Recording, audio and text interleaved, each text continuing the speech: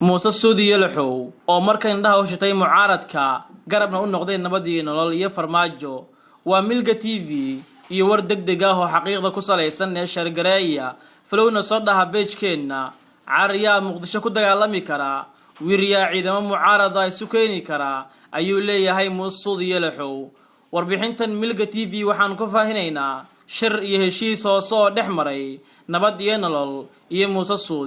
suudi wuu helay sanadarkiisii wuuna ku booday mucaaradka midowga musharaxiinta oo yaaban iyo doorashada oo gashay jawi kale balse marka hore sheerdhaha muuqaalkan oo meel walba gaarsiiya waa hagaag aynu ku horeyne muuse suudi yalaxow sanadarkii geedfadhiga u ahaa mucaaradka dagaalkii hore ayaa hadda noqday muxaafad weyn oo ku booday mucaaradka ugana digay dagaal iyo abaabul ciidan sida lagu baahiyay qaar ka mid warbaahinta muqdisho waxaa kulan u dhex maray muuse suudi yalaxow iyo jenaraal tuuryare oo ku dhamaaday isfaham waa tuuryare ayaa dalbaday in ciidamadii dib loo soo celiyo muqdishona dagaal laga horiyo hase yeeshee muuse suudi yalaxow ayaa si cad ugu sheegay inuusan ogolayn in xabadda ay ka dhacdo muqdisho mar kalena caasimadan dagaal u ka qarxo isagoo u digay mucaaradka uguna hanjabay in aysan hal askari xitaa muqdisho aysan soo geli karin xogo hoose oo milga TV helay waxa ay sheegayaan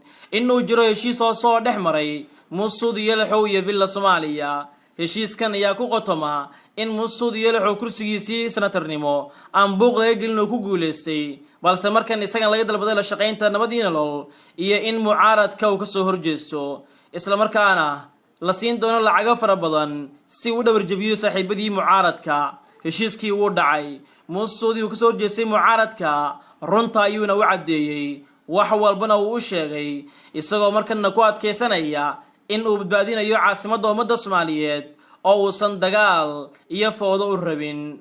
xaalka ayaa isbedelaya mucaaradka waa yaaban yihiin geedfadhigoodii ugu weynaa ee miisaanka lahaa ayaa markan garabkoodii ka baxay iska daa shaqsigii u lacagta badnaa goor hore ayuu nabadii nolol u wareegay xaaladdu way isbedelaysaa harka waa labadiisa gelini mucaaradku qudhoodu waa ay kala yaaceen maadaama aysan gacanta ku haynin saraakiishii hogaaminaysa baada qaran ciidamadii soo galay muqdisho iyo siyaasiyiintii ama shakhsiyaadkii ugu waaweynaa ee dhaqaalaha bixinayay garabkooda ayay ka baxeen gebi ahaan xaaladuna ay ku cakiran tahay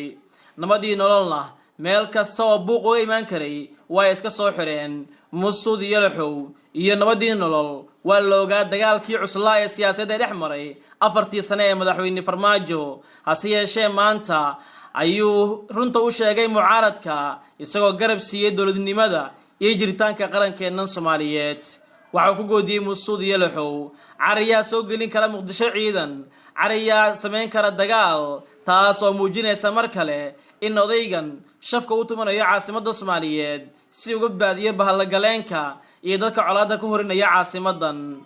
fadlan shargareeya oo faafiya warbixintan weyn oo aan uga hadlayno muuse suudi yalaxow iyo isbedelkiisa siyaasiga ah ee ku yimid senator muuse suudi yalaxow iminka waxa uu qayb ka yahay senatarada labaad ee dalkan Soomaaliya waa oday waaya arag ah isla markaana kala yaqaan runta iyo beenta wuu ogaaday in mucaaradku ay ku horkacsanayeen beenna u sheegayeen isagoo markan ogaaday aaminayna qaabkii wax u socdaan ayuu heshiis hoose la galay villa Soomaaliya iyo nabad iyo nolol xaalka ayaa markan ku cakiran xubnihii mucaaradka doorashadiina waxa ay gashay jawi kale oo ah in aysan kuraasi gacanta ku wadahayn mucaaradka oo ay quus muujinayaan farmaajana mar kale dalkan uu sii hogaaminaya leeyahay oo 4 sano kale ayuu ku guuleysanayaa haddaba daawade adigu maxay kula tahay sideesay u aragtaa isbedelka muuse suudi ku yimid fikirkaaga iyo waxa ay kula tahay daawade ku reeb qaybta commentiga tan iyo kulan dambe nabadgelyo